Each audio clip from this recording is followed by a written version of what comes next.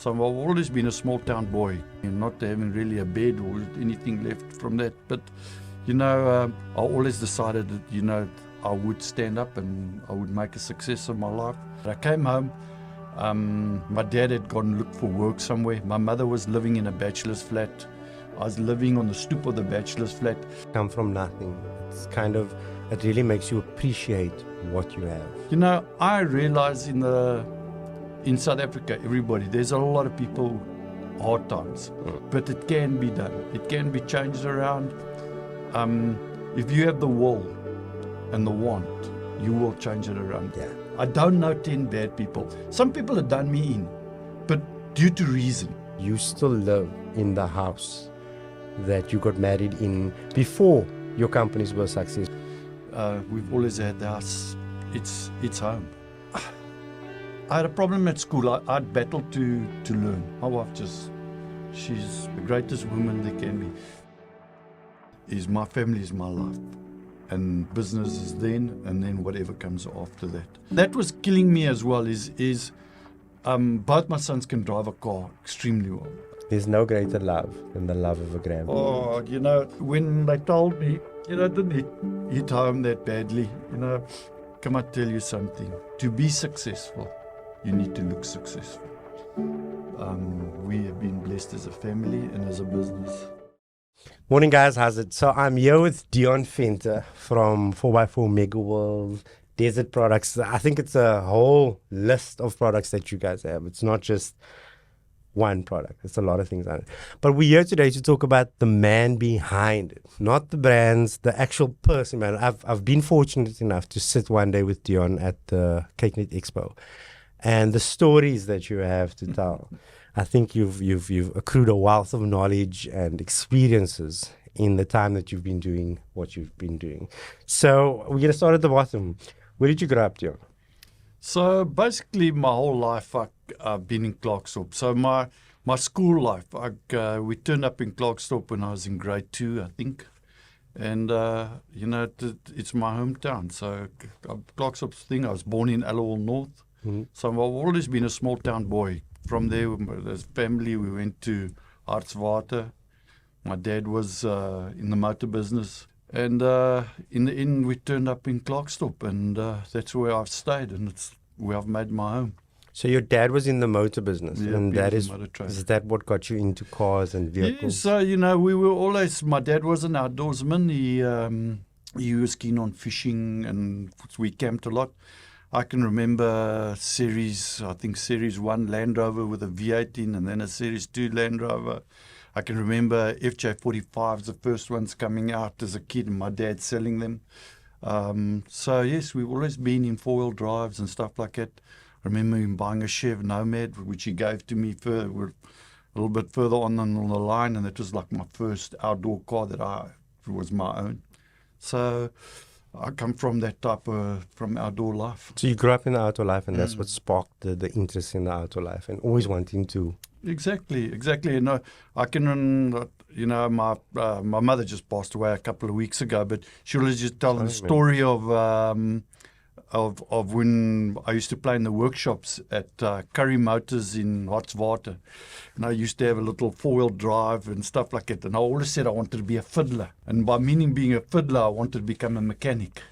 That was what I think, and that's what I became in the end. I became a diesel mechanic, and so you got to that point from a young age. You kind of knew it was cars. That was my life, was to be in cars and buckies and stuff. It's always been in my life. And then at school, I never looked at Golf GTIs or anything. I've never owned a Golf GTI or something like that. It's always been a bucky or four-wheel drive or something like that. And it sounds like you had a fruitful childhood. Like memories that stand out for you, like growing up? I got lots of memories. I didn't. I was actually fortunate enough for my. We grew up. My dad looked after us well, and my mom. We had some family issues. I remember going to the army and my parents losing everything, which that's probably the biggest negative I had in life. It was, any person that comes back from being a spoiled brat, probably I could say, I think, there wasn't a shortage. And then I went to the army and my parents lost everything. And coming back from that, coming back from the army and not having really a bed or anything left from that. But, I always decided that, I would stand up and I would make a success of my life. Until today, I mean, any businessman in South Africa, of our thing, every day is up and down. You could lose it all. COVID could come around for 7 months or 6 months, and I don't know how many businesses could stand that. I mean, but I always believed I would make a success, and that's what I think. And I've always had family behind me from my mother's side and to my family now. So I look at that and I think, like, a lot of the times it's nice to be born into money, but I like the way you're speaking now, to actually work for it and to come from nothing. It's it really makes you appreciate what you have. Yeah, so, that's what I always try to tell people, we didn't come from a wealthy family, but there was food on the table. And to be honest, I mean, I was 16 and I had a chef nomad and stuff like that. Yeah. So, yes, if you look at it that way, yes, I was spoiled. But when I came out the army, it was a big wake-up call. You come back from Defence Force and you've been earning 350 Rand a month as having somebody with a rank and stuff like that. I came home. My dad had gone and looked for work somewhere. My mother was living in a bachelor's flat. I was living on the stoop of the bachelor's flat. We basically had nothing. And that's what I always tell my staff. And, I realize in South Africa, there's a lot of people, hard times. Mm. But it can be done. It can be changed around. If you have the will and the want, you will change it around. Because I had the will and the want, and I had the family support behind me. From my immediate family then, I wasn't married at that stage, from my mom, my dad, my sisters and stuff like that. It can be changed around. You can, if you think, get a trade, from a trade, move on and stuff like that. And that was the biggest wake-up call in my life, was coming back from army and not having anything in life and then going on. But I mean, that's the negative in my life. The positives, I have so many. Lots of times I say, the business got big now and stuff like that. Even people. I can't tell you 10 bad people. Yeah. I don't know 10 bad people. Some people have done me in, but due to reason. Those that are really stolen from me and think it's a handful. There's more good people. A lot of good people. Yeah. Compared to bad people. And a lot of times people get put into a situation, or done because of the situation he's put into, type of thing. So it's, sometimes it's a different thing. Being forced. I wouldn't say forced, but having your back against the wall and having no options. Yep. So, I can remember times my dad taking us to Sudwana as kids. And, Sudwana then was nothing. It used to be a 3-day trip with a Land Rover. Used to boil all the way there. In those days it was thing. Today it's like the adventure that you don't have. Yeah. Everything's so easy. You're towed behind a car. When do you hear of a car that overheats today? You don't hear it. You don't. That Land Rover towing an old ski boat down to the sea. We used to boil and there wasn't fuel on the road. We had to sleep over because there was no fuel from 6 to 6 and stuff like that. But to me today, those are such great memories. Cherished memories. Yeah, cherished memories. Massive cherished moments. And my dad was on, he took me trout fishing in the days. There's a place in Lesotho, I don't know, it's called Oxbow Lodge. Mm-hmm. It's close to the ski place there. In those days there were no roads. It was like 2-spur path, and you had to go up there, and the mines, 4-wheel drive trucks were coming down, and you had to reverse for 5Ks to get a path. And there was no bridges, you crossed water. So those things too are all cherished as things that be in my memory for a thing. And even if I wanted to, I couldn't give it back to my kids because those places are tar roads now. And my kids have an adventurous life. I mean, we do things that most other kids wouldn't do, you think. But I mean, those things are time part, and those are the moments that cherished in my life. One thing I have to commend you for. When we spoke last time, you mentioned to me that today your companies are all a success, but you still live in the house that you got married in before your companies were a success, when you were a diesel mechanic, why are you still living in that house? What is your reasoning? Probably because I'm such a thing, because of the memories in that house. So, you know, Jason was born in that house. So he wasn't born in the house, but he was born when just before we moved in the house. So we've had that house our whole lives. I mean, Jason's now 32 years old, so 31 years old. We've always had the house. It's home. It's always been home. Yeah. It will always be home. You know, lots of people, my friends, have moved on and gone and lived next to the mayor and stuff like that. That to me is home. You know, and that's the thing. You know, the other thing is being a Clarkstorp guy. Yesterday I posted something on Facebook, and a good acquaintance, he's not a friend of mine, came back and says he lives in that traffic because of his family. And I had the choice to go to Joburg. I didn't go to Joburg because of my family. I didn't want my kids to grow up in that same thing. I wanted them to grow up where they knew, and the sport shop in Clarkstorp is Desfontaine's. As a kid, my dad took me to Desfontaine's, or I used to go with my bicycle, and my dad would phone him, and I'd get a set of togs there, or a hockey stick, or whatever I wanted. And my kids grew up there. They used to go to old Bruce, and Bruce would give them a set of togs. My kid would want the bright orange ones, but they were 500 Rand. And he'd say, no, your dad wouldn't like those. These are these, and it's 320 Rand. They were just as good. But thing, and he'd look after both sides, make the kid happy and make me happy. And that's the difference of growing up in a town like that. That's why I've never moved away there. It's not that we know, everybody knows. There's many days I drive right through Clarkstorp the whole day, and I don't even know one person I've passed. But I go to Pick and Pay, and we know this guy. He grew up there, I grew up there. We're in Johannesburg. I don't see that. It's community. Thing. The community. It's community. It's community based. And I come from a very similar growing up where your mother would send you to the shop and there's change and you want to buy sweets, and the bubby's like, no, take the money back to your mother. And he'll give you like one free sweet, you know. And like I do sometimes feel very sorry for my sons that they will never get. You speak about that memories of the place. I have memories of driving on the long road and there was concrete tables and then your mother's packed in food. We didn't stop at a Wimpy or Engine One stop and have breakfast. The breakfast that we ate at the concrete was made the night before, the rolls and that by your mother, and you sat on the concrete. And that is the memory that I have. I don't recall ever, we'd stop at the petrol stations to put in fuel, but I don't recall us going to sit at a restaurant there. Coffee flask. Couple of boiled eggs, salt in one of those wax paper. Yes, exactly. Then your mom is putting it over. Yeah. And you used to get pieces of like meatballs and stuff like that. No, that's the time. I mean, when we go on a trip, that's what we long for, actually. Yeah, you long for it. Again, it's like a community. It's like everything that you need, and that's where overlanding comes in. It's like you're self-sufficient when you're traveling. You don't need to go and... Your greatest cost is maybe your fuel. That's about it. You've got enough things from home. Like my parents had a Datsun. So we had a Datsun 120Y, and there was a pillow and a blanket at the back. And I would sleep in that car when we were driving along the road. And that was the liquorness of growing up like that, which I think is lost today with like you said, with that technology thing. And I said this to my boys a while ago. We would go out clubbing, and there was only one or two places you could go buy food at 1 o'clock at night.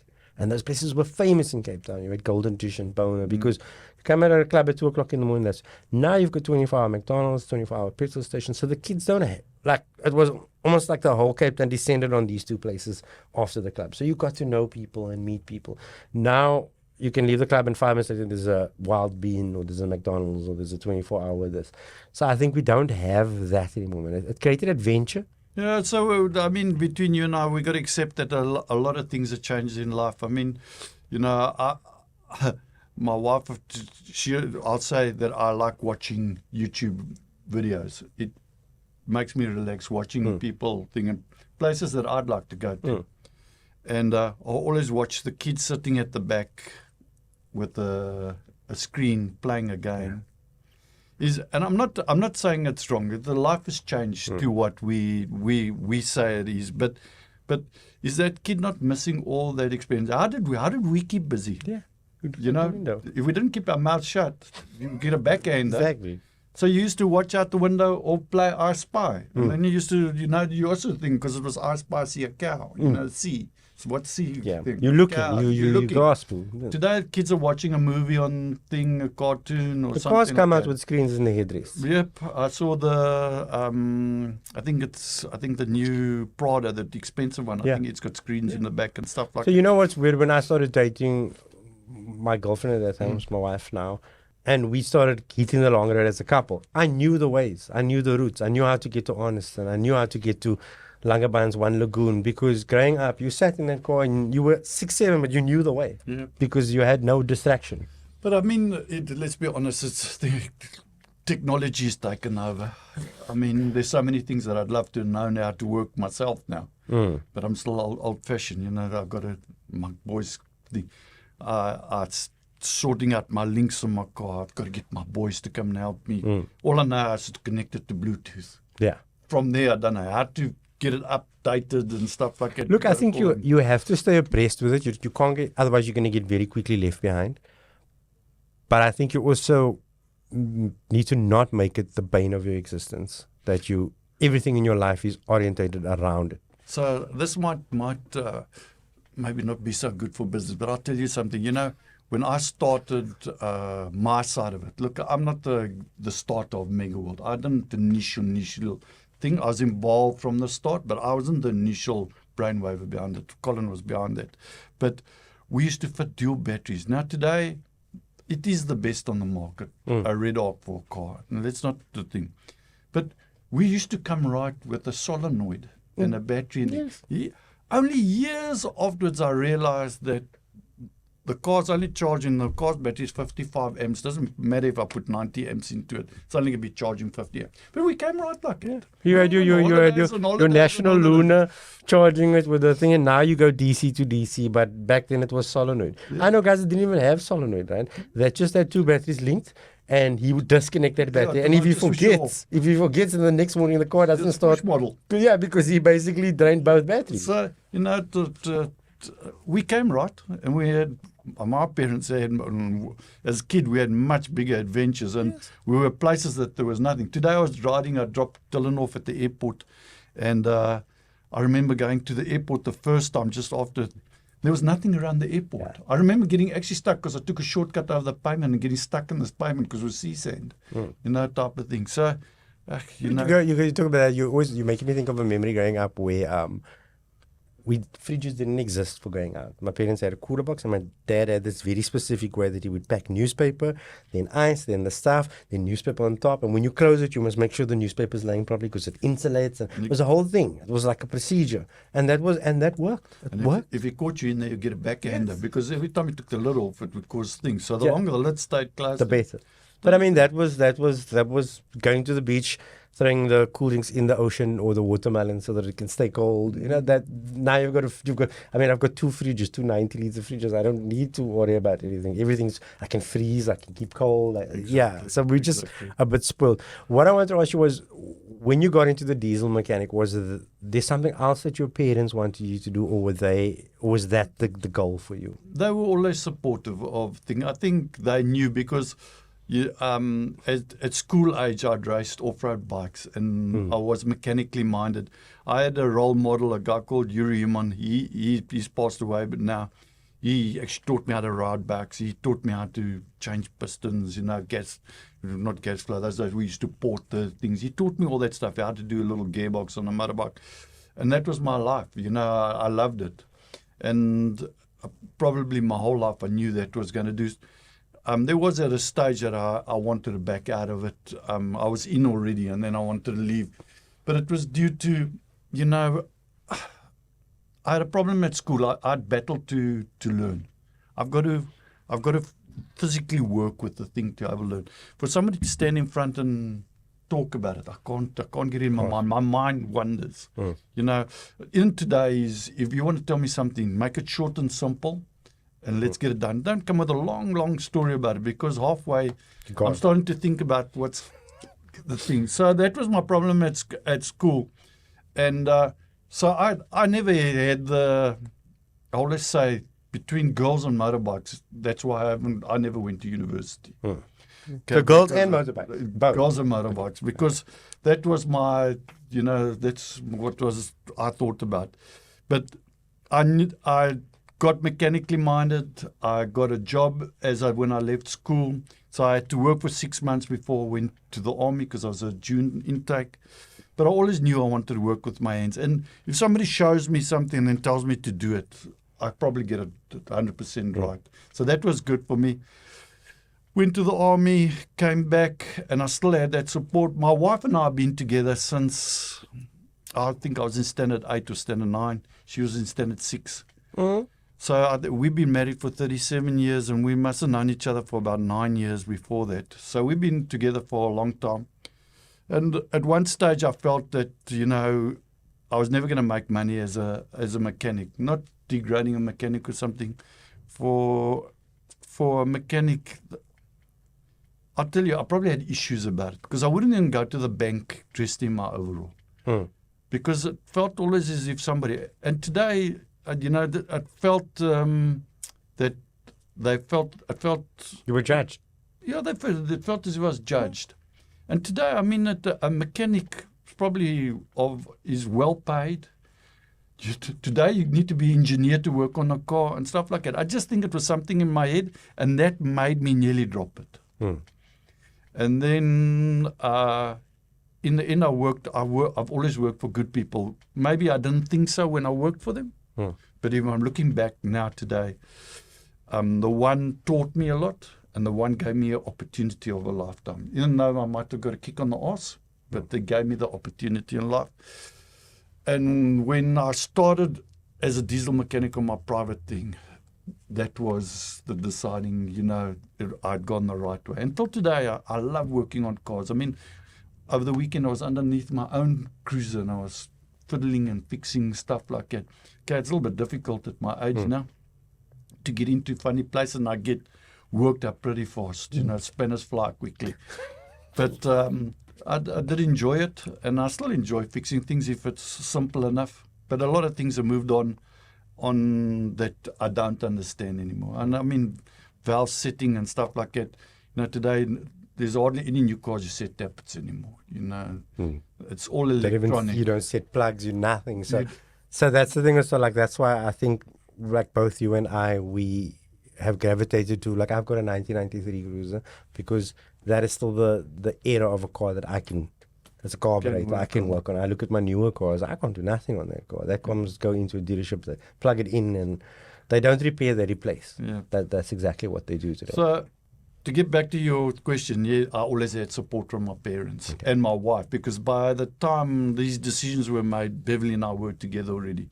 Maybe not as a couple, but not as a married couple, but as a couple. So by the way you're talking, so speaking to listeners and that, are you someone that is today, if you look at, and not going back to those days, if you look at the way things are today, would you say that college is more, or university is more beneficial, or actually hands-on experience? I look, in the end, I went to college and I got a N6 or whatever and things like that. But I think it's where your mindset is. Today, I think everybody needs an education.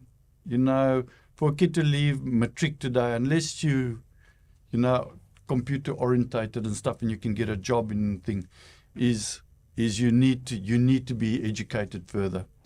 And I think that's a problem of South Africa. I think I don't want to talk political or anything, but I reckon the biggest problem we have in South Africa is education. If we educate everybody in this country properly, 90% of our problems will go away. Is because we're not educated enough. So yes, education thing, and if it's further education like going to university, marketing is not the thing. In the olden days, you used to put a little face here and a couple of things, and you used to send it to the paper, and you used to print it, and that was your marketing. I see what goes into Megaworld's marketing today to get marketing out there. I'll just post something on my own Facebook page. I have to the smaller shops, I have the admin to get in, and I post something there, and I get a thing from marketing like, what the hell are you up to? And they remove it. Or I go back and say, where's it? So we don't think it's the right thing for the thing. At this time, with this demographic, with the time and the... Exactly. Yeah. And so everything today is is about being specifically. I feel sorry for the kids of today. Is we could be trained as a mechanic, and then maybe go into sales and stuff today. Today, the way you go is so specialized that you're stuck in it for the rest of your life. You can't jump ship to something else type of thing. But you're stuck in it. And you mentioned. I want to touch on something that you mentioned. You said that in your life, at that time, you maybe never realized that these people were good to you or good for you, and they were beneficial.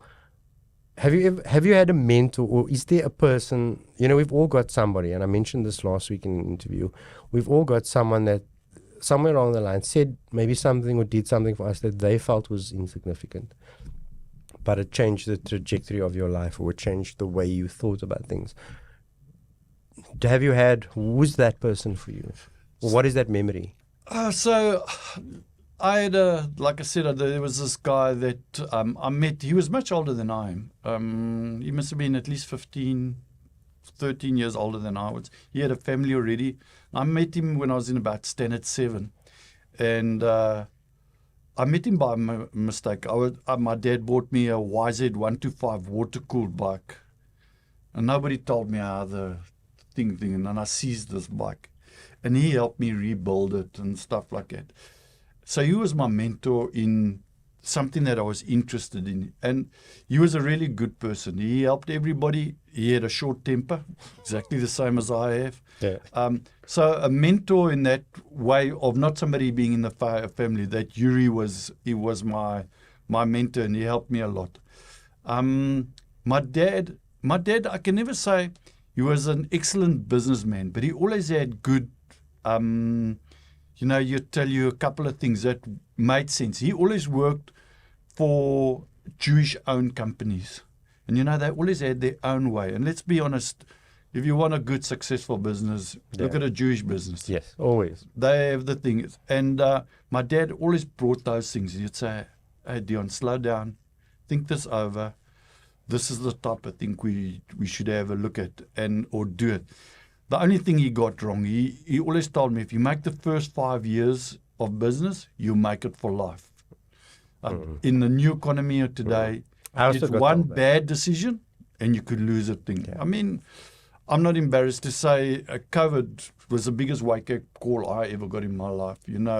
One day on, the next day, all the lights we get switched off, and you got rents of 250,000 rands still coming through and stuff like that.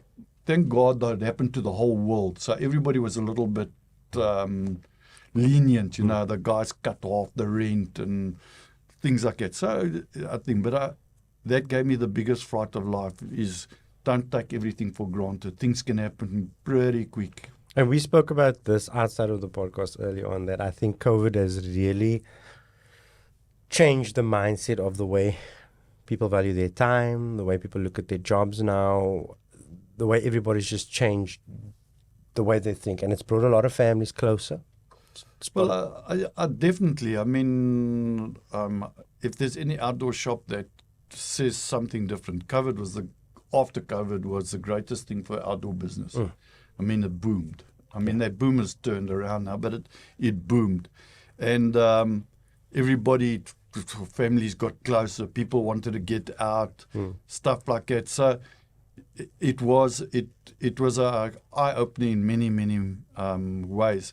The negativity I saw out of it is, and it's probably negativity as a business owner, is people were, they decided, life needs to go on more relaxed. That stress mustn't come back. So you'd have a staff easy picking up the phone and asking, can you work from home today? Or can you do this today? Or they use their leave to maximum or type of stuff. So, for a business owner, it's a bit of a negative. But it's Deon Venter is also that guy that wants the day off and who would also like to work with things. It was a benefit. Yeah, but what you guys don't know, what Deon was saying off camera earlier on, was that he's annoyed at how slow everybody's become and how everybody's, what is the word you said, that they're just gefrik now, everybody. But I think, like I said to you earlier on off camera, was that I think people have realized, before COVID, 6 years ago, people were, what was it, 6 years, 7 years, 5 years ago? People were, their job was their everything. They placed so much emphasis on. And then they started realizing, you know, so many of my friends died and people that put everything into work and then they passed away. People have just started to value their time, I think, more. You know, at the end of the day, we think we work for money, but I feel we actually don't realize that we're working for time. You work to earn more money, to be able to employ a gardener or a domestic so that you don't have to be doing that at home. You work to make your life easier with the money that you earn so that you have more time. Exactly. Time is actually the currency that we work for, not money.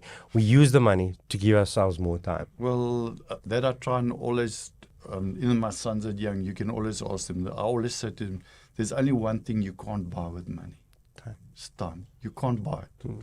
You know, so use it to maximum. Even if it's in having fun or for work, use it to maximum because tomorrow's gone. Yeah, tomorrow's not promised also. It's gone. And you're not promised for tomorrow either. Yeah, that's a big thing. It's a difficult thing to switch off completely. And even myself, and you know, I got to the age that thing, but you know, you got to look at it that way, that tomorrow might not be there. Again, going back to COVID, I think that is just once, you know, we all knew, like most of us, we can tell the story of we knew healthy people, like people that weren't supposed to be affected by COVID. It was supposed to be the guy that smokes a lot and the guy that doesn't run. And then you started seeing athletic, healthy people dying. And then that was like, for me, like, you know, like if they're dying, I'm probably going to die next. Yeah, I mean, that's, with COVID gone now, you look how many people are dying from the big C and stuff like that. And, you know, it's not nobody's guaranteed or not getting it. There's people that got it that I thought would never get it, type of thing. So I believe, and I do think, you got to enjoy life. And I know I'm a bit of a slave driver, but I enjoy my family and the work staff to enjoy themselves and enjoy as much and get out there and do stuff like that. Because if you haven't, you're going to be losing out. When you look again, you're my age and you've done nothing.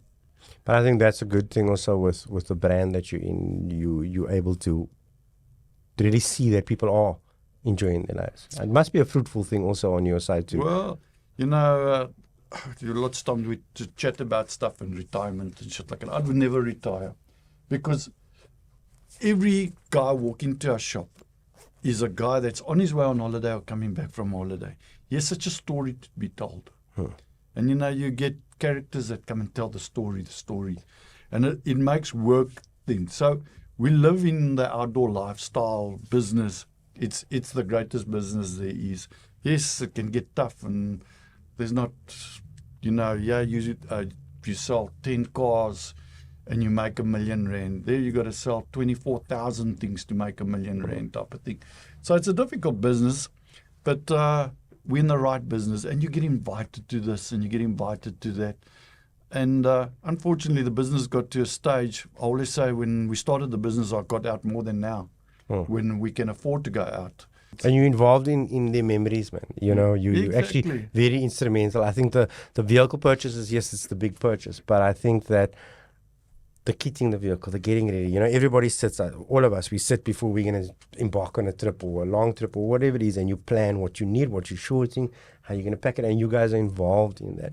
The thing I wanted to ask you is, like, is there something that people don't really know about you that you don't? And it's a weird question, but like, do you have a hobby that we don't know about? Is there something you enjoy doing? I've got no unusual hobbies or something like that. I mean, I love bikes. You know, my whole life I was a Kawasaki man till about 5 years ago. I bought my first KTM, and I got an adventure bike. So that a little bit of hobby. I don't do it much anymore. My biggest hobby is building old Land Cruisers, but it's not something that I physically do anymore. Can you tell the people? No, how many Land Cruisers you have? Because I know how much you have. Yeah, but my wife would. If my wife knew, I'd be divorced tomorrow. Okay, I know how much she has. I won't put it on camera because we don't want to cause any issues. Yeah, so it's more than a dozen. No, it's definitely more than a dozen. But my wife knows about everyone. About 5 years ago, it came out how many cars I had, so I had to show every car I have. So it's mainly cruisers, and I have a couple of Hiluxes, and then I have one Ford 1600 Sport. Do you have a 1600 I have a Sport? 1600 Sport, original. Bought it from my wife's family. What color? Red. Huh. But original. Still got its first set of wheels on it. That is the only car that I don't have that's not a Toyota. What's the mileage on that Ford? I think it's 52 or something like that. Do you know, I saw one the other day, a red one, funny enough, going with about 80,000 k's for 350,000. So they're going to, especially if you're prepared to ship it out. To the UK. Yeah, then no thing. But when I bought it, I had to promise that we wouldn't make a racing car out of it, because everything we were building racing cars in. So I had to promise it wasn't be a racing car. And it stands at a thing in. I actually know the car has a sentimental thing to that family, and so I'll never sell it out. So you say that's the only car that you have that's not a Toyota? Personally, the company has all the brands, but Deon Fenton. You said to me a while ago that you've got a sentimental 100 series. That you bought when your company first started. We got it. So when we started our company, we think it's not I've got a sentimentally Vigo Hilux. Okay. So not a 100 cruiser, a Hilux Vigo. Its registration's ALB GP. So that was when Colin and I merged. So when I brought my side of the business and Colin Fitzgerald, the initial beginner of the company, when we merged as one company, that was my first company car. It must have 1 million Ks on. It looks like it the day it came off the showroom floor. We have made it a company car. We pulled it back. If a person misuses it, we always give it to the person that we know that will look after it, because it will never be sold, that car. So that I have that's the most sentimental car for the company. When last have you driven it? Yesterday. Okay. So it drives like brand new. It's a V6. Not a thing. I'm a big petrol head. Me yourself. So at this stage, it's not in the fleet due to the costs of fuel. It was thing, and it's come home. So when I say it come home, it's come back to Clarksdorp. Okay. You know, we joke at Megaworld. You know, head office was always Joburg. But after COVID, I said, I'm not driving up and down in this thing. So now we always say Clarksdorp's head office, Joburg's the warehouse. Okay, so that's what the guys in Joburg don't like it. But, that's where you are. So it's gonna be home. Tell me, so when you merged with Colin, what was your role and what was Colin's role? What was your role? So Colin had the contracts for Old Man Emu and ALB and T-Max and stuff like that. Colin is Australian. He's married to a South African lady, Mitzi, comes from Springbok. And Colin wanted to go home. So he had shops in Joburg. He had a shop in Joburg, and he had a shop in Pardon Island. I had a shop in Clarksdorp and a shop in Bloemfontein. So basically we were, in turnover and stuff like that, he might have been doing a little bit more than me, being in the bigger things, but, and he wanted to go home. He wanted to go back to thing. At that stage, his mother was sickly, a thing. He wanted to go back to the thing. And I don't know exact reason what he came to me for. And we merged the two businesses, and we became thing. We are not the only shareholders of Megaworld. We have Mark, Mary Lou, and Vaughan that lives in Australia. So Mark and Mary Lou are day-to-day people that are involved with the business. Colin's still involved in the business. Vaughan is like a sleeping partner and things. So Colin and I, we joined the group. We became one big business. And that sort of thing. And that happened in 2005. And then you were you fitment or were you mechanics? Or? No. So at that stage already, my side of the shops were doing well enough. So I was mainly on sales and management. And Colin was on sales and organising and stuff like that. Colin will sell anything to anybody type of thing. So a question from a business side. At that stage, 2004 is when you started, right? Yeah. What did you see in the market or in South Africa that you saw there was a need for a store like this? So let me go right back. 30 years ago, Dylan was born, and I got fired because I had a company vehicle at home. Okay, I was fired and hired the same day, the same place. Nice people, beautiful people. It was just the wrong thing at the wrong time. Shit happens. And those people I know today, they're great people. I started a mechanical shop. And after a year or thing, I reckon the only way you can make money out of workshop, you got to have a lot of staff, because you got to make money out of the next guy. You're selling labor. So let's say it's 500 Rand, it's 200 Rand for him, 300 Rand for you, which you got to pay water and lights. You share other thing. That's how you make money out of labor. And there's thousands of workshops all over. So I knew I had to sell something. And there was an ad in the newspaper said, I knew about Old Man Emu. We had fitted to the people I used to work for, we had fitted Old Man Emu too. And there was an ad there, if you want to sell Old Man Emu, contact Colin or Rahul.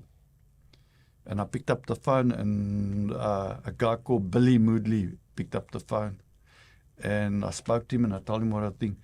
2 hours later, a guy called Peter Difford, which worked with me once I joined Desert Cool, was there with the Hilux, and he took me for a ride and thing. And I bought my distribution rights from them for 35,000 Rand. I lent the money for the distribution rights. So that's where I started thing. When I joined Colin and stuff like that, I knew I had a vision of this thing growing to be a monster. Colin had he had the dream as well. And we were living basically this thing. Colin's dream was a bit bigger than mine. He saw it worldwide. I saw it South Africa. And we got on like today we're still mates. And we've been partners for now, 2005, next year's 20 years. So 50-50 partners. And don't tell me we don't fight. We do fight. We have our goes at each other and stuff like that, but we're still mates. So, and him and I had the same vision. So I knew we'd get somewhere with this. And that's just the thing. And he knew, he had the contacts. Colin is one of those guys, him and I climb on a plane. And I'd sit here and he'd sit there. I'd get off the plane and I wouldn't know, I don't even know who sat next to me. He'd climb off the plane, he'd say, no, who was sitting next to you? I said, no, who do you think? Says the MD of McDonald's or Ford or something. And he'd have his business card. He's the type that thing. Yeah. And he had all these contacts. And that's how we started. And that's what I saw in the business. I saw a thing. And it was the lifestyle I wanted to live as well. So, So tied in, yeah. Yeah, so, if you're a tennis guy, you like to play tennis, it's easy for you to sell a tennis racket. Yeah, very true. Very true. It's easy for you to sell it because you're able to speak the lingo. You're able to speak the language. You're able to live it also. That's what I always tell the thing. The other day I posted a photo of the cars in front of Clarkstorp. And there was a 80 Series Cruiser that belongs to the junior sales car. Our reception lady was there in Arctic Isuzu. The 8035? The older one. Okay. Everyone was there in an outdoors car. Now you tell me that can't be a successful team. No, because they are selling what they're living. So I from a business point of view, I always had a problem with that, to be very honest with you. I would go into a shop and can I buy a camera? And the guy that's at the shop never filmed in his day, never taken a photo, but he's a camera salesman. He's employed as a salesman. And it's the same way you'd go into a lot of the outdoor shops and the guy there, you look at him, he gets into a Honda i10, he just doesn't camp. So you telling me from product specs that this tent is better than this tent, but we all know that when you go out into the wild, this one might say it's this, but when you go out there, this one zip opens easier in the morning. And you need that kind of, you need to live it to sell it. And it's exactly where you're right with it. So it's not due to financial restraints in the country. It's tough. It's tough. And the outdoor lifestyle is not cheap. I mean, you could basically go live in a lodge for what it costs you to live in thing. So, Very true. you know, to get that staff member is really difficult. And even we are guilty of having staff members that you should be working for SKF, because you walk in there and you say, I've got a Hilux and I'm looking for, it's a 2008 model. I'm looking for the left front wording. He goes in the book, says CO 108 thing. He goes to the back, brings you the bearing book and gives it to thing like that. We also have those sales staff in it.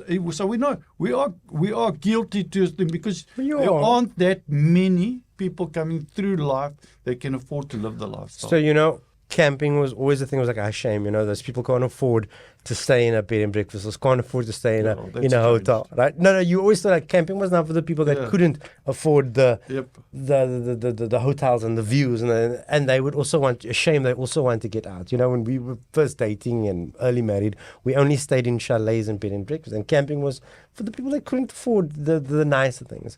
And then the first time I went camping in Neisner to Woodbourne Resort, and we pull up there, and I had my silver Pajero, socks with a Fender trailer. You know, we didn't have like a Fender with tents, and everything was packed like perfectly. And you pull up there, and there's a guy with his tents and that, but it's a brand new Wild Track. The guy over there with his tents was a brand new Range Rover. And the guy over there, and you're looking, and I know the value of the cars. I'm a car guy, and I'm like, it's 1.2 million. That's one. And then you speak to these guys, and they got their boats also there. And you speak to this guy, and he's the MD of this company. He's a marketer. He's a manager of this.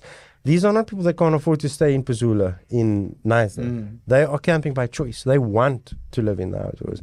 And then I said to my wife, I said, you know what? My perception's changing of it now. That these guys could easily book one of the holiday houses on the heads at 50,000 rand. Probably has one. Probably has one. But he wants to live this life. And then I realized that it's actually become a choice now. And now when we go camping, most of the guys I camp with, this one has a hedge fund. This one owns 7 or 8 businesses. This guy's, they choose the lifestyle. And I think that's where the shift is coming. And now with that, campsites, and everybody's guilty of it, everything has become expensive in the camping sector. Well, it is expensive market. You know, it's just everything that you buy is expensive today. I look at prices myself. Look, they hate me on a Saturday morning. I don't know if I've told you the story. I work in the shops on Saturday morning because I like to be on the floor. And then I'll get to a shop, normally Clarkstorp, and they maybe haven't labeled it. So, and the boys will be outside chatting to people or in the workshop or something. The guy walking in and say, I love this mug. What would this mug be worth? What does this mug cost? I look at this mug and I think, yes, when I was on the sales floor, we used to sell this mug for 8 rand. So it's probably a little bit more expensive now. It's 11 rand. I say, so 11 rand. He said, I'll take it. No. Get to the counter. I don't know how to work the computer properly. So I say, I know how to work the credit card machine. So then I say, you going to pay with the credit card? Yeah, no. Swipe the credit card machine. 11 rand. 11 rand. His slip he get that. It's my slip. I write there white mug with all the thing on it. And I put it down at the till. And Stefan or Jason walk in there. He said, Dad, what's this? I said, no, one of those mugs there. I sold it. And he looks at the amount and he'll say, Dad, that mug, 78 rand. You sold it for 11 rand. I said, next time, make sure it's got barkings on it. But you selling it over like selling it at the price what that I thought it would be at the thing. And they still allow you to work in the shop? No, they don't. So I'm like the public relations officer there. So you're talking about Jason and Dylan. So this that you've built, the little empire or the life that you've built and everything you built, I know that you and the boys got into rallying and they were in the Gazoo rallying and you said, so this has really given you the ability to live a really good life with your children. Yes, I think so. So first, I got to correct you. I didn't build it. Okay, it was built by a group of great people, and yes, but it gave us opportunities. That thing, and I don't know if anybody knows me well. They'll know that I live for my family. My family comes first, business-wise, anyways. A decision I'll make would be to benefit my family. Thing is my family is my life. and business is then, and then whatever comes after that. So my family comes first, and it has given us massive opportunities. I mean, my sons and I have been to places that so many people haven't been to, and done things together. And everybody says it and sounds stupid. My sons are my best friends, and so, yes, it's given me massive opportunities. We were so fortunate to have had that spree in the racing cars. It's something that I dream to do again. But in business ways, it just doesn't balance. Sense, yeah. The money involved now in that sport is ridiculous, and not due to anybody's fault. Yeah, it's just where it went. As soon as they got involved with international things, as soon as people were starting to race Dakar and they had to fall into those rules and regulations, those guys couldn't have two cars, one to race international, one to local. Yeah, So you told me, and you said to me when we were in Tankwa, you still told me the pricing involved, and I was so shocked that I won't mention it, but I just know how expensive it was. It's to have ridiculous. A car And I was so fortunate that my partners in business gave us that opportunity for us to race the cars, and they didn't pull the plug. It was a family decision to pull the plug. Just too much. It just didn't balance, and unfortunately, the one thing that my family has got from me is we don't lose. Okay, coming second is the first guy coming last. Yeah. It's exactly the same thing. Yeah. So we race to win, and so everybody said, "But why don't you just race? No, to enjoy it." No. Then I could buy a 300 cruiser and race it with a 300 cruiser with the aircon on and come last. We race to win. Yeah. And unfortunately, that side of motorsport, and I think it's basically everywhere in the world, is motorsport is the guy with the biggest checkbook wins, not the best driver anymore. And I don't want to it's not a skill anymore. It's just about how much money you can throw at it now. And that was killing me as well, is both my sons can drive a car extremely well. I don't want to chuck Dylan out of it, but Dylan can drive a car well. But Jason, I reckon till today, and I'll put my money where my mouth is Jason will outdrive any South African driver in an off-road car if he had the opportunity that was given to those guys.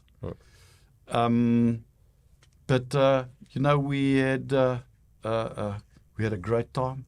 We met lots of people. It was good for business. It was a good marketing tool. It just got too expensive. That's the thing. So, touching on the boys now, can you remember the first time that you went on a solo trip with just you and the boys? How old were they, and tell us more about that?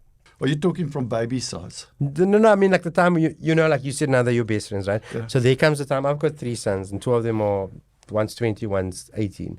And there comes a time where they kind of start crossing over from being your kids to becoming your friends. And I know exactly what you mean. So that moment when you're sitting with them around a fire and the conversation it's a proper conversation. It's not just like, hey, don't do that, it's time for bed. I'm talking like, when you bond. So, I think it's from a young age. I've always had a good relationship with my sons. So from a really young age, we've had a good bond. Yes, I am. It's that way or no way type of thing. But as we grew older, things happened. I can remember a trip. Jason didn't have a proper driver's license. He had a learner's, but he had a mate that had a proper driver's license. So it was Jason, the 2 mates, and Dylan. They took a car, and Bev and I took a car, and we toured Namibia like that. He drove, Jason drove, and the friend had the learner's license to keep it legal. And I can remember getting to the Namibian border post and having a massive issue there with the border thing, because Jason moved the car from a place to the parking. There's always so many cars. And then he moved the car forward, and the person without the learner's license wasn't in the car when he moved it forward. By that time, Jason had won the desert race already in a Toyota Hilux. And she's trying to tell him, can't move the car 10 meters. You can't move the car 10 meters. But no, so we've had that relationship thing, and we've done many things together with friends and stuff like that. If you have to ask me the first one, I can't remember. I think the first trip, Jason was a baby in nappies. We took him to Sudwana. I remember my mother giving me hell. Those days you didn't have tents with ground sheets. The monkeys used to come and steal the custard, and the custard would be all over the beds or the thing and the camping cots and stuff like that. That's the first I can remember of kids with us camping and stuff like that. But I think for 18 or 20 years, every December we went to Sudwana. Sudwana is still my favorite camping place. With all the things that have happened there, yes, it's a little bit, they've made it tough to go now. You know, in the olden days, you used to get a beach permit and you used to be on the beach all the time. You bought the permit for the year. Now you've got to get up 3 o'clock in the morning to stand in a queue of 200 cars because they only give 200 cars permits and stuff like that. So you're there at 3 o'clock in the morning. But again, it's that awakening of the outdoors now. So but everybody's in the outdoors. But nobody goes there anymore because of they've made it so tough. And you know, the area that the people are there, if it takes 200 cars, it takes 400 cars. The piece of thing is stuffed anyway. You know, type of thing. And even if they opened the beaches and just controlled it properly, it would have been a different story. So that's why Sudwana wasn't the issue, and the stealing and that went with it. Because there's so many things that go with the thing. They made it unpleasant. I mean, we were back there last year, December, we went back.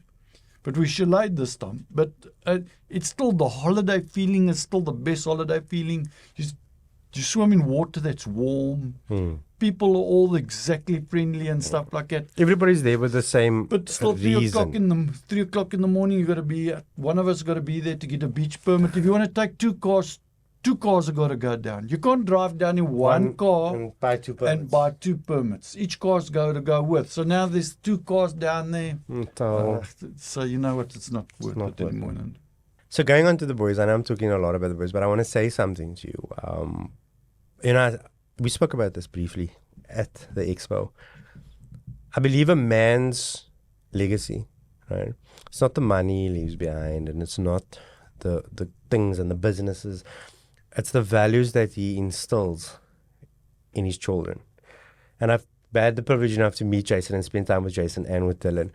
And I have to commend you on the way you've raised them. I mean, they've grown up a life that you would call privileged, if you want to say that.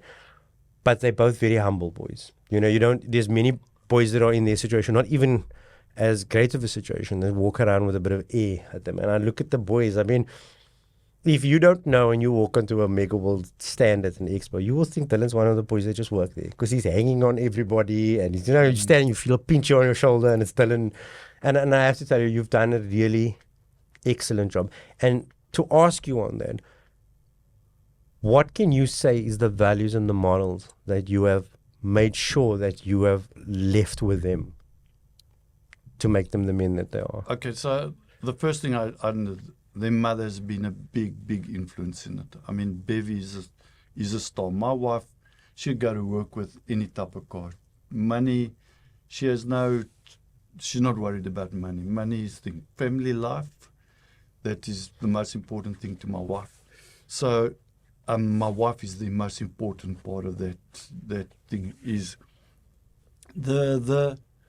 I just think I don't know how to think. I think if you set the example, they'll follow. If you're a bit of a thing yourself, your kids will go the same way. I think you got to set it by example. And you know, I might talk big sometimes myself still. I might be, I don't know, a thing, but my wife would never. My wife would never talk things. She would never say she drives this car or something like that. My wife she's plain Jane, the greatest woman there can be. And from my side, you must remember this is a big thing, but from my side, all my success is the support I've had from my wife. Yeah, it's true. In business, decision with things. She might not have agreed with things, but when we've made the thing and I made that decision, she would back me up 100%. Okay. It's nice to know. It's one thing that you mentioned to me when we were together is that, like, Dylan said it to me, and then Jason also said, the boys come to your house at nights for supper. Yep. Every night. One night a week we don't get together. The rest of the week we we together. So you still sit together at the table At as a table, family. yeah. That's amazing, though. Yeah. That's really amazing. So the winter, it gets a little bit difficult with chasing them with the baby. You got a granddaughter now. Yeah, I've got a granddaughter. So it's been thing. But if the weather's right and stuff like that. So the week we eat together. And Friday night, it's takeaway. So everybody does what they want on a Friday night. Same here. Everybody just does what they do. I want to ask you, if money wasn't a factor at all, like there was no unlimited, what would you do with your life? What would you be doing with your life? Probably the same as I'm doing. Okay, so you love it that much. That's good. I do enjoy it. Yes, I get stressed out, and there's days that I don't enjoy so much, and the pressure's too much and stuff like that. But I do enjoy my thing. You know, I've caught myself many times, like rushing from one meeting to another. Then I'm like driving and the thing. And I get to the robot, gets caught, and you know, it always feels if the robot's going to be 20 minutes, you're sitting at it. And I think, why the hell am I doing this? And then, you know, to calm down a little bit, I think, because I enjoy it. Yeah. You know, I enjoy talking to somebody at Toyota South Africa. I enjoy talking to one of my customers or stuff like that. I've got people that were my first customers. Are still people that I talk to weekly. It's about relationships. Exactly. Are you building relationships? So, exactly. I love the relationships that we meet, the people we meet in business, and start those relationships. And in your life, right, do you feel you have any regrets or any things that you would have done differently given the chance? Definitely. There's different things I would have said to people, different ways I would have treated people. Stuff that as you grow up in life and you realize your mistakes, yes, so those mistakes I've made. As long as you learn by them and try and change it from that, you know, type of thing. So something I've noticed throughout this conversation that we're having now is that you've obviously had in your life where you have had disagreements or things with people that didn't go the way, or you bumped heads or you parted ways.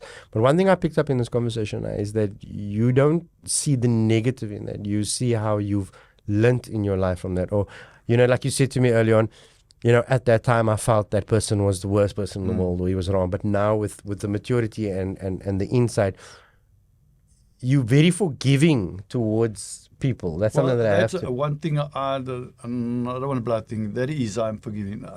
We can have a stand-up fight now, and we'll walk out and have a cup of coffee separately, and I'll walk in and start talking to you again.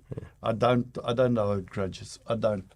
You know, I believe he's got opinion as well. I might not agree to his opinion, so you got to have that right. No, but it's a very powerful trait to have, because, you know, a lot of people, especially in business goes sour, they go different ways, people don't say eye to eye. And for the rest of their life, they'll hate that person. And the way you're talking is if that happened, but if that guy didn't do me in at that time, I would have never 2 years down the line gotten that opportunity that has taken me somewhere. That's one thing I believe in. Is things happen for a reason, and normally it's always for a good reason. So something happens for a good reason. You know, you might think you're right, I might think I'm right, and 7 years down the line, you think about it. You lie in bed and you think, you know, I could have handled that situation a little bit differently, and maybe it would have had a better outcome. So I'm going to just ask you, we're going to go off we're not going to get too deep with it. Something I want to ask you is, if you had to, and I kind of think I know what your answer is going to be, but I just want to confirm it. If you had got told you're going to drive one car for the rest of your life, till you die, you have to choose that car, what car would it be and why? Which model? So my attitude, if it had to be right now, and I didn't know what was coming in the future, is, guys, and I'm going to be fucking shot dead, is it would be a 2.8 new 79 double cab. Okay. Why? I wouldn't map it. I would put a suspension in it. It drives. I know it's a Hilux engine. I know, but the drive is so smooth. You know, I've got lots of cars. And I've got a 300 Cruiser, the petrol. It goes like hell. It outruns most GTIs. It's not for me.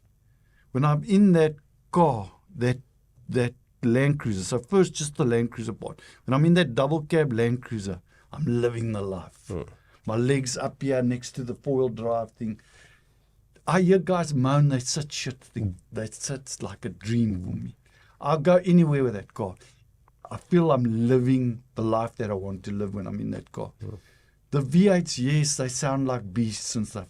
They're Mickey Mouse. You know, the guys, if you want it to go, you got to spend 200,000 Rand on it. It's a beautiful car. It sounds beautiful. That 2.8, it goes like hell. It's smooth. You know what of the V8, what I hate the most is when you're standing on the uphill and you got to pull away with it. There's no torque out the block. You got to like rev the shit out of it, drop the clutch get it to go. Then it goes. Then it's got more than enough power. That 2.8 automatic. And it's not the engine, it's the gearbox. If they put that gearbox in a V8, I'd buy a V8. But that's how the power is getting. What you can buy out of the thing. That's what I would buy. That's how the power is getting to the wheels is through the gearbox. And you still live it properly. Jason drives one. I mean, it's why I didn't, sorry the language again, but why I didn't take it for myself as a car and given him the V8 is them. It is such a beautiful car to drive, in my opinion. I saw you had one the other day that you kitted. Yep. Yeah, I saw it on your thing. It's very beautiful. It's actually growing on me in the beginning. The front, I was like, didn't look Land Cruiser. Yes, it was like when I first came out, I was like, could I see it? But now I think with a bit of the modifications and that, it's actually, I think that's the natural evolution of it now. Yeah. So that is the car that I would go future with. Yeah. But now, you know, and it's starting to pick up a reputation. It's starting to get the 80 series or the 100 GX series like reputation. Now, in my heart, 80 series or a GX 100, you know, the coil sprung, not independent, stuff like that. But, you know, to drive that car, you drive it. You know, it's hard work. I know. And to maintain it is hell of expensive because it's the labor of love. Buy aftermarket, expensive aftermarket stuff for a thing like it. So if I had to retire, say tomorrow was day, I'm finishing up and they say, what car would you like? Take a choice. 79. It would be a 79 double cab, 2.8 automatic. Okay, fair enough. I do like them. I can't answer that yet. I need to still think about it. I wanted to ask you, and we're going to go just a little back to Megaworld. I want to know what it felt like the day that you realized, right, that the dream with Colin and all the other partners actually became a success. I'll phone you when I know. So, no, you know that feeling where you're like, you know, like you said, your dad said to you, you know, the first 5 years in it's business for life, and I was told the same thing. You know, if you make it after 4 years, you said, it doesn't work. Really. But there comes a point where you realize, you know what, like you're sitting one day in a shop and you're looking and you're like, you know, we actually took it from this little diesel mechanic and a guy posting an advert in a newspaper to something. Because I'll tell you the thing is I think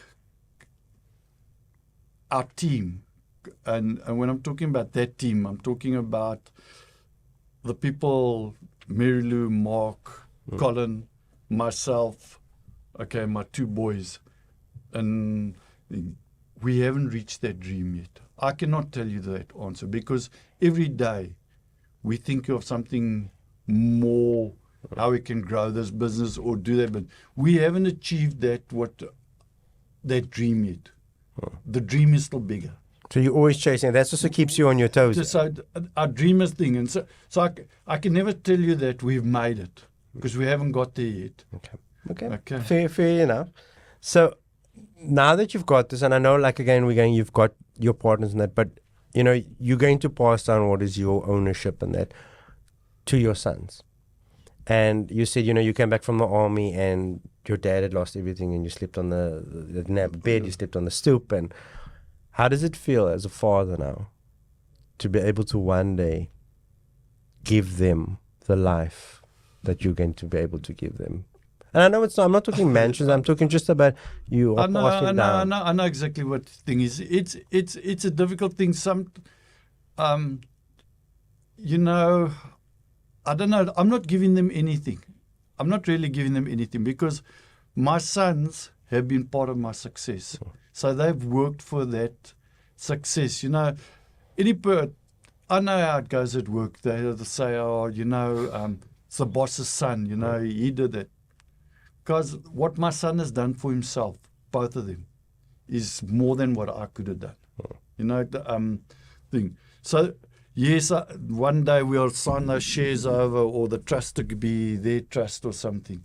But those guys have physically worked for, both of them have worked. Yeah, I know that they've worked for it, but what I'm saying is, you know, like, I feel good. You've established something that you can include them into, and that they will become, they'll live with you one day. Well, I mean, still today, those decisions are my wife and decision. Whatever we do is the future of those kids. You know, we have a couple of years left in us. Is what is, you know, anything we do today is still for the decision of how can we help those kids further, because. Let's be honest, it's not easy out there. So, but yeah, I feel good about it. I do, and I'm pretty sure my wife feels good about it for what we could have done for the kids. But you know, if there wasn't a Megaworld, I'm 100% sure both of them would be in a success at whatever they did. So, yes, they've helped us to get to where we are in their little way. So they've earned it. They've earned it. But you know, earned it. It's like, again, like, you know, like I started this business, my main business, and my one son's going to take it over eventually now. And to be able to give him, I would say, that head start, that he doesn't have to, like when he started university, I could buy him a car. I could put him, I didn't go to university. And for me, like that feeling as a father, man, you know, it's that feeling of, you know, when they're born, when Connor was born, I'll never forget. It was a Saturday morning in Grooteskiel Hospital. And you sit there and you think, you know, one day I'm going to put him in university. One day I'm going to, you know, give him that. And to actually do it as a father is I'm not talking about the pat on the back. I'm talking more about the, what is it? I wouldn't even say accomplishment. What is it? It's just a different kind of feeling. You know, it's that you've done right by them, if you want to call it that. So I know that is, and I know you feel you've earned it, but you also have to be cognizant of the fact, Deon, that you've also put a lot on the line to get your family where they are. And with Beverly. Yeah, but you know, they've also put their thing on. I mean, Jason could have played, you know, he played juniors, he played rugby, and he represented South Africa as a junior at school. Okay, in matric year and stuff like that. Jason was an excellent rugby player. Dylan is an excellent accountant and would have probably got himself partnership in the business where he was, you know, did his articles and stuff like that. So they've given a lot to being part of this business. It's not just, you know, I've given. They've also given. But you've set the foundation. Yeah, set the foundations. But you know, it's nobody without living in our family know how much those kids gave for us to have this foundation for them to think. You know, I was getting up at 4:00 in the morning. Other kids' parents were taking them to school. My kids were making a plan to get to school because Bev works. She has to be at work at 6:30 or leaves work at 6:30 to get to things. She can't drop the boys off. The gates are still closed. So the boys had to make a plan to get to school, get back from school. They had to make sure they do their homework. And if they're anything like me, there's no ways you're going to do your homework, you know. So they think. So my sons gave a lot for us to get to a certain stage. Yes, at one stage it changed, and my attitude of life changed as well. Is business? I thought, okay, you know, we've done this. My kids need me more than the thing. And there's stuff that I've let the kids down. One thing I always feel is the racing cars. Could I have done more to keep Jason in a racing car? Could I have done more to get him into a Gazoo car to race internationally? He had the capabilities. Is there something I did wrong? Probably, because I took them on things that weren't kosher with, where everybody else's parents would have probably just shut up and thing. I took the board on about shit. So there's some things that I made mistakes of as well. But my kids definitely work for every thing that they've done. Do you have a life motto? Do you have a motto that you live by? I only got a business motto. So life motto is don't do something to somebody that you wouldn't like to be done to you. I've broken that rule a couple of times myself. Okay. So I wouldn't like to be shouted at. I have shouted at people. I won't deny it. It's not a nice thing to be proud about, but I have done it. I don't think any business owner hasn't done it, but it's not something I'm proud of. I wouldn't like to do something to somebody that it hasn't been done to me. Business motto, a bank manager gave me this motto. So the motto is, I lent the 35,000 Rand to buy the Old Man Emu distribution rights for Northwest. And the day I went there, I used to service his car. And the guy's name is, I can't think of his name now. It's put me on it. But thing is I went in there and I was sitting in his office. Those days, the bank manager, there was no computer that worked out if you liked your face, you got some money. Yeah, you got it. And I needed 35,000 Rand, and he asked me what guarantees I had. I said nothing. So he said I'd given him a bit of business plan of what I was going to do and stuff like that. And he said, okay, he'll sign for me. And he signed the 35,000 Rand. And I had an old golf bucky. That was my delivery bucky. That's how we worked around. And I had an old buggered up old Sani. And I stood up. And he says, Deon, I want to give you some advice in life. And I said, what is that? And he said to me, come I tell you something. To be successful, you need to look successful. He says, if you come to work looking like a rubbish, you get rubbish work. If you look successful, you come to work, your car's clean, you dressed tidy, got a nice looking car, people with that mix in that same term will bring you work. So if you have a car and it's all thing, doesn't matter if it's got a dent in a thing, it needs to be clean and polished and stuff like that. So my whole motto has always been is to be successful, let's look successful. So we have company cars there, 20, 25 years old, but the car's immaculate. Because when you put a customer in that car, he must feel like thing. And that whole thing. And then the other thing is treat every customer as if he's a multi-millionaire. Doesn't matter if he's buying ice and mug, 11 Rand cup, or he's buying 300,000 Rands with us. Treat him the same, make him feel as if he's a billionaire, and he'll come back. I don't know, we got an Indian businessman in town, a guy called Farouk Dango in Clarksville. He's well known, everything. He's got Speedy Car Sales. He has all the cars in new and used, Maseratis, Ferraris and stuff. And I bought my first good car from him, a Hilux. And I remember walking out there after I bought that car. I felt like a billionaire. And that's why that man is so successful. I bought an old Hilux from him, and he made me feel the same as that guy buying that Ferrari. And that's why his business is successful. And that's the thing. It's brilliant advice. That's really, really, really good advice. Just any businessman, I'd say, is if you look successful, you will be successful. It's very true. For me, it's also been a thing like, to look neat, smell good. I'm not saying that, but smell decent. In the circles that I also move with my main job, I'm with a different clientele.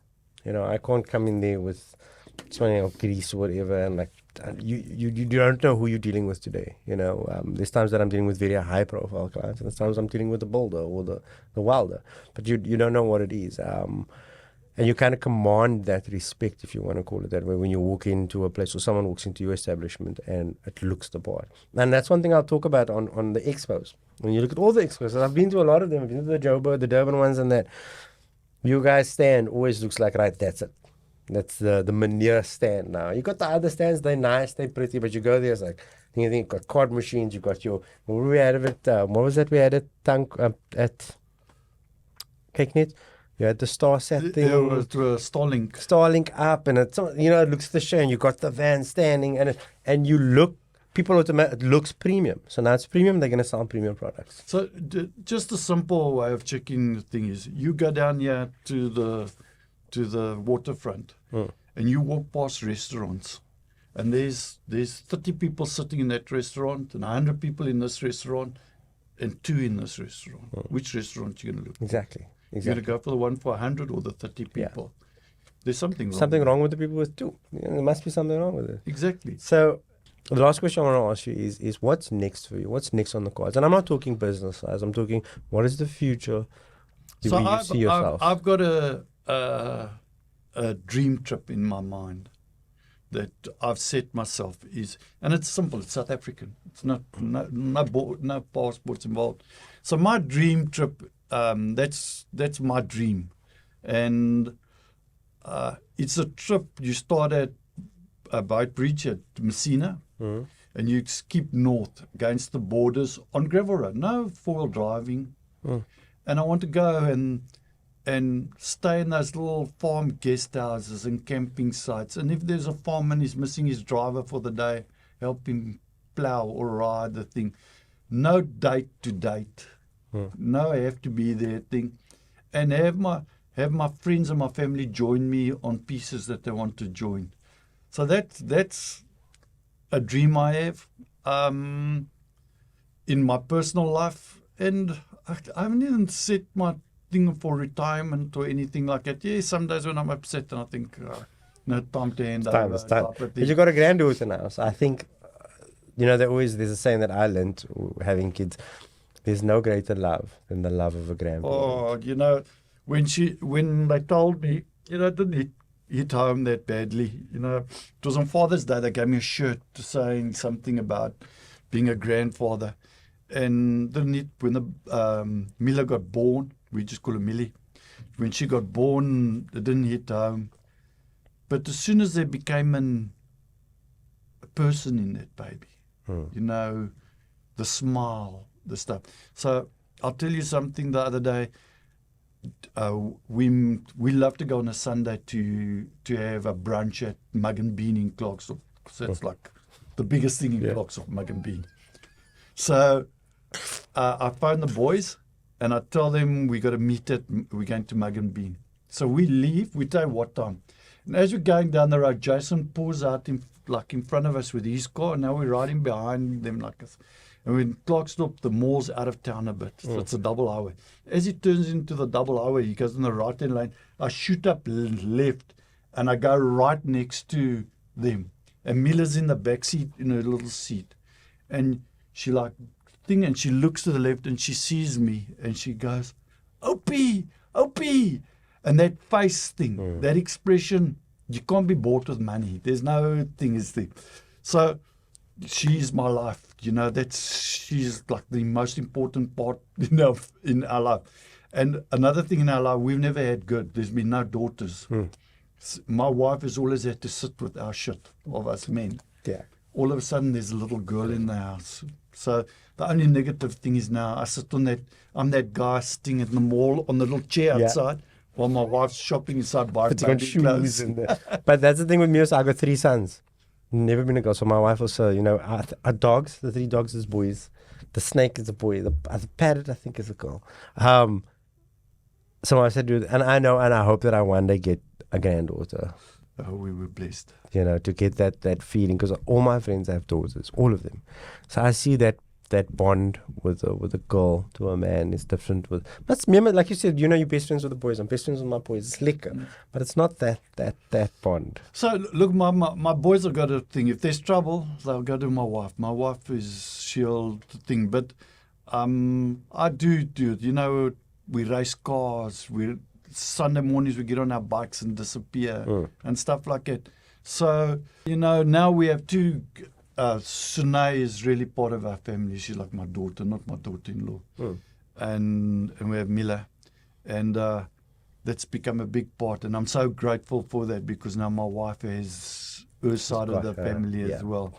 And, my wife lives for that grandchild and for Sunay, because the female side of the family now. So, Gershon, I've been blessed. Like I told you right at the beginning, yes, we've gone through some shitty times and stuff like that, but we have been blessed as a family and as a business.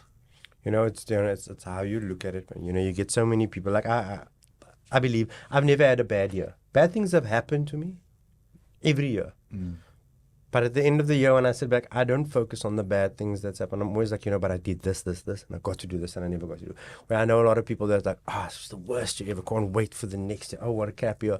That's how you look at it, man. So you take the positive out of it and not fixate on. Learn from the negative, not fixate on the negative. And I think that's the biggest problem with society today is that everybody's always just, it's the worst year. It was the worst thing that happened. My biggest thing is I've always been surrounded by good people. My mom and dad. My mom was a great person, and so my childhood was a great childhood. And my dad was a hard worker, but in a different way than other people. My dad had big problems as well, but it didn't really stop him from being a great dad. And then, I met Beverly. So as a marriage, we were a great team. Work was a great team. I met Colin. He had a good team around it. I had a good team until today. And that's I'm blessed about that. Is I've never had to go through anything really alone. Yeah. I've always had surrounded by these great teams around me.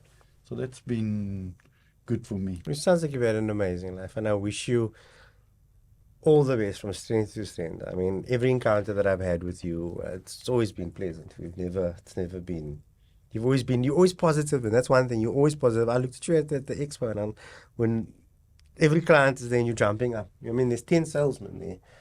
They're supposed to, but you're jumping up. Meneer, do you want this chair? And this is this chair, and you're folding it open for them. So that is the true humility and humble part of you that a lot of people lose very quickly. Very quickly. People lose that. It's you got to keep to it, but you got to work at it as well, because it does. You got to be careful. You got to be careful of what you say, stuff like it. So anyway, I'm not the angel of thing. Yeah, I know.